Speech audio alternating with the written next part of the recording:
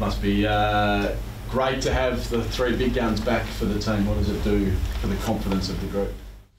Oh, look, it's been a really good learning experience the last 4 or 5 weeks, really, without a couple of those key position players. And we've had a bit of a makeshift forward line, which has affected our midfield and our back line at stages. So it probably just gives us a little bit more stability with our players playing in their positions that we've, worked towards them playing. So it'll straighten us up a little bit.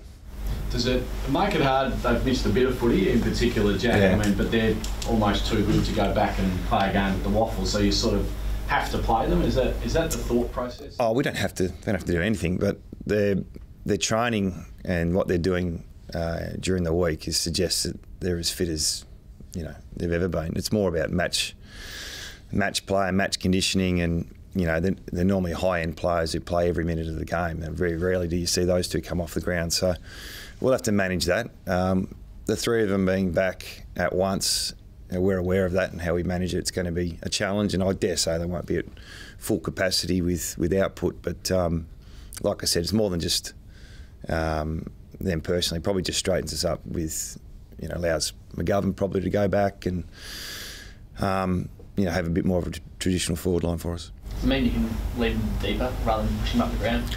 No, not really. No, we'll just play how we normally play, and once again we'll share the load, and everyone's got their role to play. But it'll mean we'll have to rotate them a bit more and manage their minutes to a certain degree.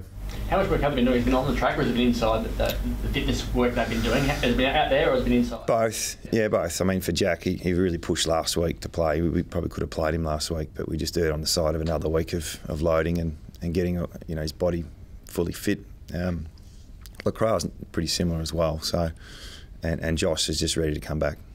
With Lacroix, about a week he was said to be 2 or 3 weeks with his wrist. So what sort of changed since then? Yeah, it's just at a level where it's not going to get any better or worse. So, we'll play him, and he wants to play. So another week wouldn't make any difference. It was the advice we got. So it's something that he'll work with, and he's had a few wrist and arm issues in the past, so he's managed to handle that okay. So having spoken to him, he's more than happy to play. So we'll back that in. Do all three of them just have to prove one more time that they're ready to go tomorrow, or no. Are they're all good? Hope not. We'll be in Melbourne. I mean, this is a challenge for us, isn't it? I mean, when you travel as far as we do, it's hard to play any not that we do anyway, but there's no games behind this. They're playing. Now, how many are you bringing across? How many are you taking? I think we'll just take the one traveller this time around. There's no real question marks on anyone. Simo, just with Lecker's wrist, a bit of a delicate one. Are you confident, and he confident as well, that he can play out the year as well? Oh, for sure. Yeah. No, we'll see how that goes. But yeah, it's recovered. It's in a position where he can play, and he's comfortable. He's pain free. So we'll let it play out and see how we go. You said you might have to manage their minutes or manage time on the ground, etc. Does that bring Jake Waterman back into calculations for this game, the work ethic that he can maybe provide? And it was quite a successful combo early on in the season. Yeah, I think one of the things we worked really hard with our kids coming in, you'd hate to play them for 1 week and they come in and out. And unfortunately, that's happened with a few of our kids in the last month, and not the way we wanted to go about it, but just with the lack of experience in our front half. And Brandon's one that's interesting one as well. I mean, we brought him in for the Sydney game, and we lost Josh that game as well, which just made us so raw in the front half that we had to bring some experience in. So, that's happened with a few of our younger players.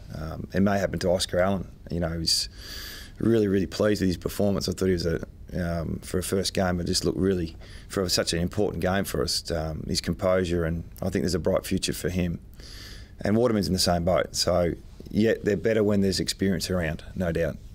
So giving those guys opportunity this year, it's been great for us. I think we've debuted 5 players from the draft last year, which it's unheard of. But to give them more games and continuity, it'd be great to do that. But at the moment, it's just been difficult with some senior players coming back.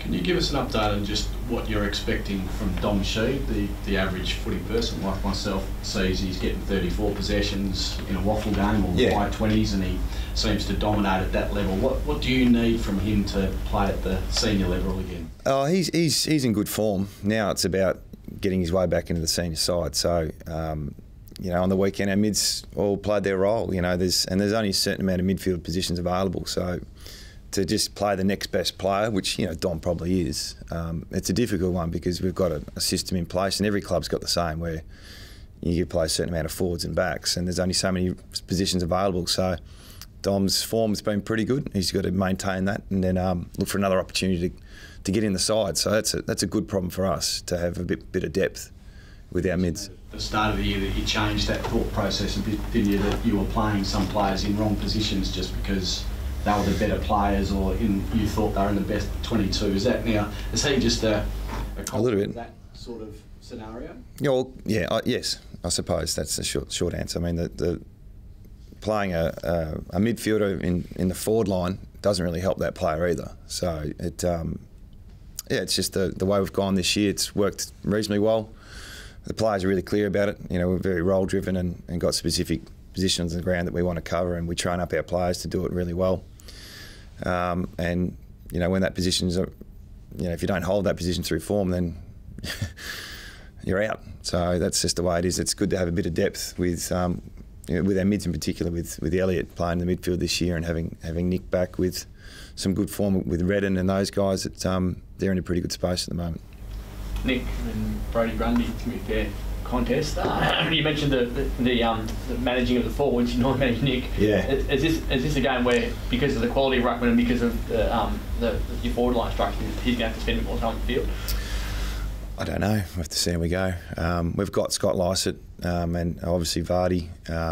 He goes out of our side, but Scott's, he's there to back up Nick, and he does a really good job as well in his own right. So I think we'll be leaning on both of them. You talk a bit about that contest. It will be pivotal to the game. It will be, yeah. We rate, the combination that we've got pretty highly, but what Collingwood's got with Grundy and how they go about it, he's first class. So it's going to be a massive challenge for our boys. His work around the ground as well is so important for them. How do you limit that? I don't know if you can limit it. We can try and account for it in a certain way, but he's pretty much another midfielder with his endurance and ability to compete all day. And even looking at the last quarter on the weekend and what Collingwood did, a lot of it come off some good stoppage dominance, and that's not unique. He's been doing it for a long time now. So trying to match that's a real challenge for us. Trying to stop it, it's been difficult for anyone to do that. So we just got to do it our way. And how's next week? How's he feeling? It's been better this week than last week. So we wouldn't risk him if we didn't think he was going to get through. He was borderline last week, but he's better this week. Momentum's a big thing in footy, and Collingwood are obviously riding that very well at the moment. How do you stop that sort of the belief that they're gaining from that 2-month block for them? I don't think you can stop that. We've got to reflect on how we are and what our beliefs are and what's the evidence been like for us. We've hit a bit of a rough patch in the last month. Some of it's been due to poor form, some of it's due to injuries, and some of it's due to we haven't been able to play 4 quarters. But I haven't seen a drop-off in our personal belief and where we're at to this stage. The environment's been pretty predictable at the club, and there's been good energy, so they can't wait to get over. It's going to be a really big game. We can't wait to play. At the start of the year, Mason Cox, probably from the external, us might not have been a massive issue, but he sort of appeared to have come on in leaps and bounds. Is that something that Gov maybe goes on to him? We'll have to look at that. I think he's 210 or 11 centimetres, so it's going to be a fair ask for our defenders. It's a unique forward line, Collingwood. They've struck a really good chord with what they're doing. Everyone's unique in their own way, but what they're doing in the front half is working really well. A lot of their smalls are kicking a lot of goals, and Cox is playing a really important role to that. So yeah, we've got some plans in place, but they've managed to work their way through it for obviously 7 wins in a row. Jack Darling was in such dominant form before he got injured. How long do you think it will take for him to get back to that level? Yeah, that's a good question. Our expectations of Jack is not to.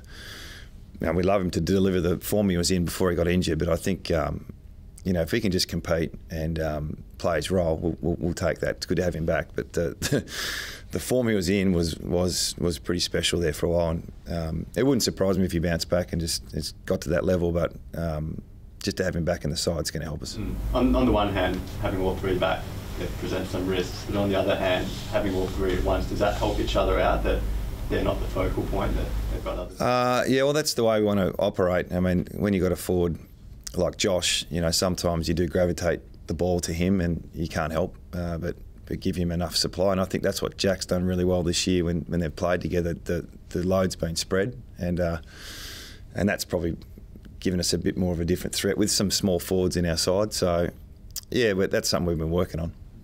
Are you surprised by Collingwood's rise up the ladder, or are you one that saw the talent that they had and just waited for them to put it all together?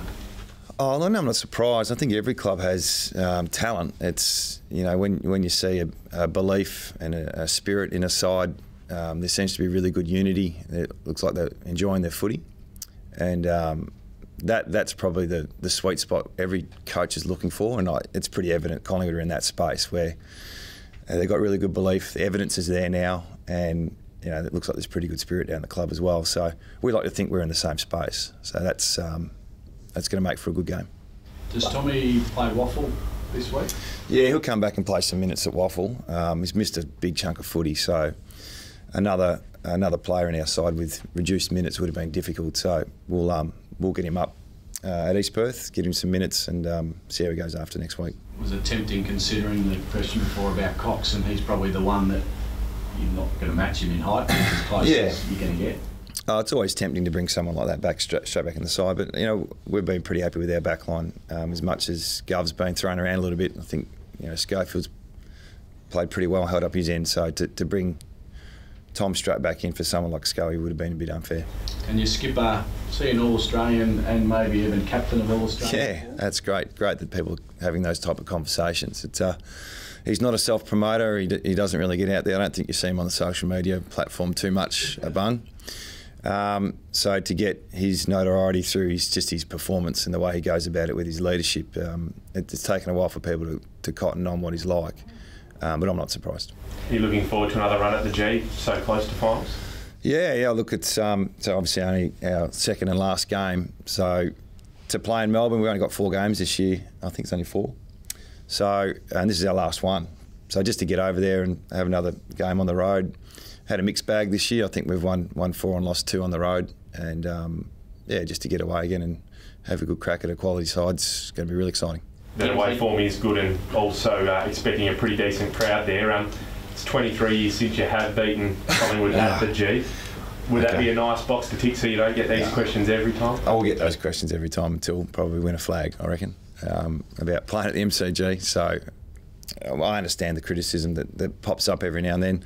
We haven't beaten Collingwood for a long period of time. I think someone said that about Hawthorn earlier in the year as well, but you know, that's just reality. So we don't really think about the history. MCG teams that 1 and 2 on the ladder, so everyone has to try to knock off the teams that have it as their home ground. Is it significant to get an opportunity against one of them at this point of the year? I mean, those guys have had MCG as their home ground for a fair while. So the fact they're in good form, I think it's a bit disrespectful to say it's just because of the MCG. I think they're both good sides, and they're in good form wherever they play.